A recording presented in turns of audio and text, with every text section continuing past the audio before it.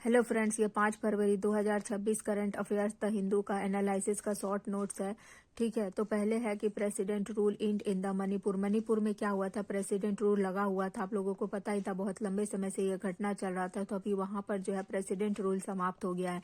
तो president rule कब लगाया जाता है? जैसे गवर्नमेंट कोई तरह का, जैसे कोई राज्य है तो राज्य में क्या होता है, यहाँ कोई स्टेट है तो वहां पर गवर्नर होता है। जैसे कि सेंटर में प्रेसिडेंट होते हैं और स्टेट में गवर्नर होता है। तो गवर्नर जो है वो रिपोर्ट देता है कि वहां पर क्या हो गया, संवैधानिक तंत्र जो है वो विफल हो गया है। मतलब कॉन्स्टिट्यूशन के हिसाब से जो है वहां पर मतलब राज्य जो नहीं चलाया जा रहा है, मतलब नहीं चल पा रहा है, इसीलिए गवर्नमेंट रिपोर्ट देता है। या फिर अदर सोर्स से भी। तो पीटी में आपसे यही क्वेश्चन पूछा जा सकता है। ये तो हम लोगों को पता ही है कि गवर्नमेंट जो है वो रिपोर्ट करता है, या फिर तभी हम लोग का संवैधानिक तंत्र विफल हो। अगर ऑप्शन में अदर सोर्स से भी अगर कहीं से पता चलता है कि वहां पर राज्य में कॉन्स्टिट्यूशनल मशीनरी फेल हो गया है, तो वहां पर जो है आर्टिकल 356 के तहत राष्ट्रपति शासन जो है वहां पे लगाया जा सकता है। आर्टिकल अब इसी का उल्टा आर्टिकल है 365। इसमें क्या बोलता है? जैसे सेंटर हो गया, ठीक है, तो वहां पर जैसे कि यहाँ पर सेंटर में निर्देश देता अलग अलग स्टेट को। निर्देश का पालन अगर स्टेट नहीं करता, मतलब कोई भी तरह का निर्देश देता है कॉन्स्टिट्यूशनली और उसका पालन अगर स्टेट नहीं करता है, ठीक है, तो क्या होता है? वहां पर राष्ट्रपति शासन लग सकता है। जैसे राष्ट्रपति अगर शासन लगता है तो उसमें क्या क्या होता है? गवर्नर जो है वो डिसॉल्व हो जाता है, मतलब गवर्नमेंट का पद खत्म हो जाता है। उसके बाद क्या होता है? फंडामेंटल राइट पे कोई प्रभाव नहीं पड़ता है। लेजिस्लेटिव में क्या होता है? विधानसभा जो है वो डिसॉल्व नहीं होता। ये याद रखिएगा कि डिसॉल्व नहीं होता है, सिर्फ सस्पेंडेड होता है, ठीक है, बर्खास्त होता है। और पावर कहाँ पे चला जाता है? एग्जीक्यूटिव पावर जो है वो प्रेसिडेंट के पास चला जाता है, और लेजिस्लेटिव पावर जो है वो पार्लियामेंट के पास। बात क्या प्रोसेस है, प्रक्रिया है? तो प्रेसिडेंट जो है वो प्रेसिडेंट का क्या होता है? आदेश होता है। जैसे कि अगर मान लीजिए कि राष्ट्रपति शासन अगर लागू हो जाता है आर्टिकल 365 के तहत, या फिर नोटिफिकेशन बोल सकते हैं, संसद में जाता है, संसद में लोकसभा और राज्यसभा में जो है वो 2 महीने के अंदर ना उस आदेश को जो है वो पारित करना पड़ता है। और पारित कितना से होता है? तो सामान्य बहुमत से। पीटी में ये भी क्वेश्चन पूछा जा सकता है कि राष्ट्रपति शासन जो है वो कौन से बहुमत से पारित होता है? तो सामान्य बहुमत से, ठीक है। सामान्य मतलब मान लीजिए 100 पूरा पार्लियामेंट में है मेंबर, तो उसका हाफ हो गया, 50 हो गया, ठीक है। तो इस तरह से सामान्य बहुमत होता है, ठीक है। स्पेशल मेजोरिटी भी होता है, सामान्य बहुमत होता है, तो वो मैं कभी फिर बताऊंगी। उसके बाद लागू होता है कितना? 6 महीने के लिए अगर पारित हो गया तो 6 महीने तक लागू रहेगा। और 6 महीने से ज्यादा को, मान लीजिए 6 महीना कंप्लीट हो गया, अब इससे ज्यादा भी हम लोगों को जो है राष्ट्रपति प्रेसिडेंट रूल लगा के रखना है, तो उसके लिए फिर से अप्रूवल लेना पड़ेगा लोकसभा और राज्यसभा से, ठीक है। बढ़ाने के लिए 6 महीने के बाद फिर से अनुमति लेना पड़ेगा। और कितना दिन तक बढ़ा सकते हैं? तो 1 ईयर तक बढ़ा सकते हैं, 1 ईयर तक। अब 1 ईयर से ज्यादा फिर नेक्स्ट एक्सटेंशन तक बढ़ाने के लिए दो कंडीशन फुलफिल होना चाहिए। जैसे कॉन्स्टिट्यूशनल अमेंडमेंट 1978 में किया गया था, तो उसमें बताया गया कि 2 कंडीशन होना चाहिए। क्या? पहला तो इलेक्शन कमीशन ऑफ इंडिया बता दे कि वो राज्य जो है जहां पर मतलब ये राष्ट्रपति शासन लागू, वहां पर अभी इलेक्शन करना जो है वो संभव नहीं है।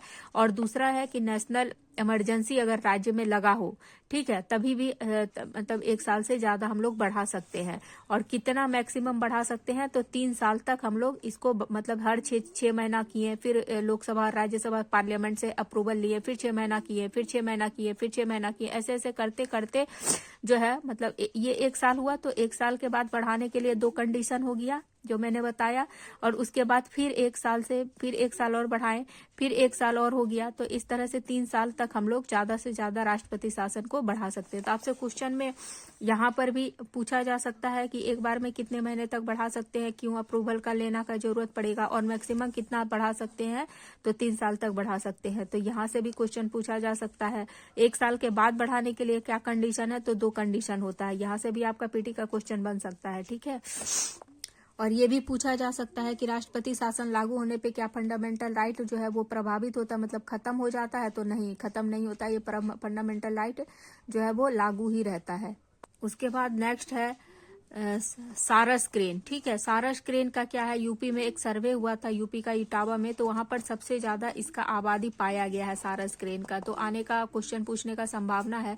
तो आपका क्वेश्चन पीटी में यही बन सकता है कि सारस क्रेन का क्या क्या विशेषता है। इस तरह से 3-4 ऑप्शन दे देंगे कि दुनिया में सबसे ज्यादा ऊंचाई पर उड़ने वाला है, ठीक है। माइग्रेशन नहीं करता है, मतलब एक स्थान से दूसरे स्थान पे ये नहीं उड़ता है, ज्यादा लंबा दूरी पर नहीं तय कर सकता है, ठीक है। उसके बाद मोनोगैमस होता है। मोनोगैमस मतलब जीवन भर एक ही साथी के साथ रहता है, ठीक है। ऐसा नहीं कि मतलब चेंज नहीं करता। उसके बाद वो वेटलैंड मतलब दलदलीय भूमि में इसका निवास होता है। तो यही ऑप्शन में आपका क्वेश्चन का फ्रेम में यही 3-4 ऑप्शन रहेगा। इसी को नेगेटिव पॉजिटिव करके दे देंगे। जैसे कि माइग्रेशन लंबी दूरी नहीं का हटा के कर देंगे कि तय करता है, तो ये स्टेटमेंट गलत हो जाएगा।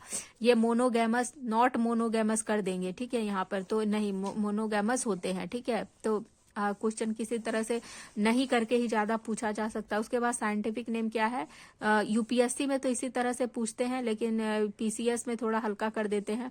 तो यही है कि ग्रस एंटीगोन इसका साइंटिफिक नेम है। और ये कहाँ पाया जाता है, उत्तरी भारत में पाया जाता है। अगर इंडिया का जो हम लोग ऐसे बाहर साउथ की तरफ जाने लगते हैं तो इनका संख्या बहुत कम हो जाता है, सबसे ज्यादा यहाँ पे पाया जाता है, ठीक है। और उत्तरी ऑस्ट्रेलिया में, दक्षिण पूर्व एशिया में पाया जाता है। IUCN में रेड लिस्ट में है, वनरेबल है। और वाइल्ड लाइफ प्रोटेक्शन एक्ट 1972 के तहत जो अनुसूची 4 में शामिल है, ठीक है। उसके बाद है फॉरेन मिनिस्टर इंडिया का और फॉरेन मिनिस्टर यूएसए का एक सहयोग बातचीत की है, किसके ऊपर, क्रिटिकल मिनरल्स के ऊपर। तो ये थोड़ा इंपॉर्टेंट है, क्योंकि ये क्या था, पैक्स सिलिका जो है, मतलब यूएसए जो है इसको शुरू किया था कब, 2025 में। किस लिए किया था, चाइना को काउंटर करने के लिए। क्योंकि चाइना के पास एक पीटी में क्वेश्चन आया था, 2019 में क्वेश्चन पूछा गया था, आप जाके PYQ देखिएगा। तो चाइना जो है वो क्रिटिकल मिनरल के मामले में बहुत ही रिच है, ठीक है। तो यही बोला गया था। तो 2019 नहीं, सॉरी, 2012 होगा, 12 में भी चाइना क्रिटिकल मिनरल्स के मामले में सब कंट्री से इतना ज्यादा रिच था। आप समझ सकते हैं कि कितना, मतलब 10-15 साल पहले का ये बात है। तो इतना साल पहले भी इतना रिच था, अभी इतना रिच है ये चाइना। तो इसी को काउंटर करने के लिए यूएसए जो है पैक्स सिलिका शुरू किया है। तो इसी के ऊपर बातचीत करने के लिए कि भारत इसमें शामिल होगा कि नहीं होगा, तो इसके ऊपर बातचीत करने के लिए यूएसए जो है इनवाइट किया है इंडिया को, ठीक है। अब ये पैक्स सिलिका में कौन कौन सा कंट्री शामिल है, तो इजराइल है, जापान है, कोरिया है, सिंगापुर है, ठीक है, यूके, यूएई है, ऑस्ट्रेलिया है। ये याद रखिएगा, पैक्स सिलिका बहुत इंपॉर्टेंट है, ठीक है। क्योंकि अभी इमर्जिंग टेक्नोलॉजी है, तो एआई का यूज किया जाता है उसमें। सिलिका है, जर्मेनियम है, ये सब मतलब जो सेमीकंडक्टर में यूज किया जाता है, चिप में यूज किया जाता है, इलेक्ट्रिक व्हीकल्स है। तो ये सब में क्रिटिकल मिनरल्स जिसके भी पास रहेगा, जो कंट्री रिच रहेगा, तो उसका डिमांड हो। तो ये मेंस में भी इसके ऊपर क्वेश्चन बहुत बार बन चुका है, क्रिटिकल मिनरल्स के ऊपर, बहुत इंपॉर्टेंट है ये, तो इसको ध्यान में रखिएगा, ठीक है। उसके बाद है कि 1.5 लाख स्कूल में क्या होता है, कॉन्ट्रैक्ट टीचर को हायर किया जा रहा है। कॉन्ट्रैक्ट टीचर मतलब संविदा जो शिक्षक होते हैं, मतलब कॉन्ट्रैक्ट के ऊपर, और इनका वेतन बहुत ज्यादा कम होता है। जो ट्रेडिशनल टीचर होते हैं उनसे मतलब 1/4 वेतन होता है। वर्ल्ड बैंक का एक सर्वे हुआ था 2009 में, तो बताया गया था। इस तरह का डाटा आप मेंस में यूज कर सकते हैं अगर शिक्षा से रिलेटेड कोई क्वेश्चन आता है तो, कि हम लोग का शिक्षा में क्या क्या अभी नेगेटिव पॉइंट है, तो कॉन्ट्रैक्ट टीचर को रख दिया जाता है। तो ये सब नेगेटिव पॉइंट। उसके बाद क्या है कि होम मिनिस्ट्री जो है, मतलब होम मिनिस्ट्री ने सहकारिता आधारित टैक्सी सर्विस को शुरू किया है, भारत टैक्सी के नाम से, ठीक है। सहकारिता आधारित टैक्सी सर्विस को शुरू किया है भारत टैक्सी के नाम से। और इसको जो है वो सारथी बोला जाता है। जो टैक्सी ड्राइवर होते हैं उसको सारथी बोला जाता है। और इन लोगों के लिए 5 लाख दुर्घटना बीमा और 5 लाख का स्वास्थ्य बीमा। अगर इन लोग का दुर्घटना होता है तो 5 लाख का बीमा होगा, और स्वास्थ्य पारिवारिक बीमा जो है 5 लाख का किया गया है। तो आपसे यही क्वेश्चन में पूछा जा सकता है कि भारत टैक्सी क्या है, मतलब कि सहकारिता आधारित टैक्सी सर्विस का क्या नाम है। तो भारत टैक्सी या फिर सारथी किससे रिलेटेड है, यहीं पर यही इसी को क्वेश्चन बना देंगे कि सारथी किससे रिलेटेड है। उसके बाद आपका एक नेक्स्ट है कि डापेगली फ्लॉक्सिन, ठीक है। तो ये किसका दवाई है, तो ये डायबिटीज का दवाई। इस तरह से नाम दे देंगे और पूछ सकते हैं कि किसका दवाई है, तो ये डायबिटीज का दवाई है। उसके बाद एक ट्रेंड याद रखिएगा कि रसिया जो है अभी इंडिया से ऑयल बहुत कम मतलब खरीदने में रसिया जो है इंडिया से ऑयल खरीदने मतलब कि खरीद रहा था, तो उसमें अभी बहुत गिरावट आया है, क्योंकि अभी आपने देखा ही है कि यूएसए और इंडिया का जो है ट्रेड डील हुआ है। तो उसमें यूएसए बोला है कि कल ही न्यूज़ था कि यूएसए अनाउंस किया है कि अब इंडिया जो है वो रसिया से ऑयल नहीं खरीदेगा, और उसने अभी टैरिफ जो है 18% किया। उसके बाद है डी नोटिफाइड ट्राइब्स। तो कल क्या हुआ था कि जब हम लोग का देश में अंग्रेजों लोग का शासन था, तो अंग्रेज लोग कुछ कुछ जाति को जो फॉरेस्ट में रहते थे, जंगल उंगल में, तो उन लोगों को क्या किए थे कि नोटिफाई कर दिए थे। नोटिफाई कर दिए थे मतलब उन लोगों को क्रिमिनल ट्राइब एक्ट 1871 एक लेके आए थे, और उसमें क्या किए थे, ये सब जाति लोगों को क्या कर दिए थे, मतलब क्रिमिनल घोषित कर दिए थे कि वो लोग पैदा होते ही क्रिमिनल के कैटेगरी में आ जाएंगे। ठीक है, तो क्रिमिनल जो है घोषित कर दिए गए थे। तो इसी के लिए जो है इसी को उसके बाद 1952 में, तो देश आज़ाद होने के बाद भी 1952 में इस कानून को, जो अंग्रेज लोग का कानून को निरस्त किया गया, और एक कमीशन बैठा गवर्नमेंट ऑफ इंडिया के अंदर, national commission for the D notified tribes.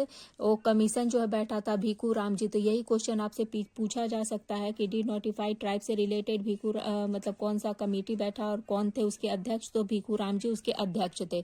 ठीक है, तो उन्होंने 1200 कमेटी का मतलब 1200 समुदाय लोगों का पहचान किया और उनका नाम रख दिया, क्रिमिनल से हटाकर उनका नाम रख दिया डी नोटिफाइड ट्राइब्स। ठीक है, तो क्रिमिनल से हटाकर उनका नाम डी नोटिफाइड ट्राइब्स रख दिया। और कौन सा स्कीम है, तो सीड स्कीम है डी नोटिफाइड ट्राइब्स से रिलेटेड। तो ये भी पूछा जा सकता है कि सीड स्कीम जो है वो किससे रिलेटेड है, तो डी नोटिफाइड ट्राइब से रिलेटेड है।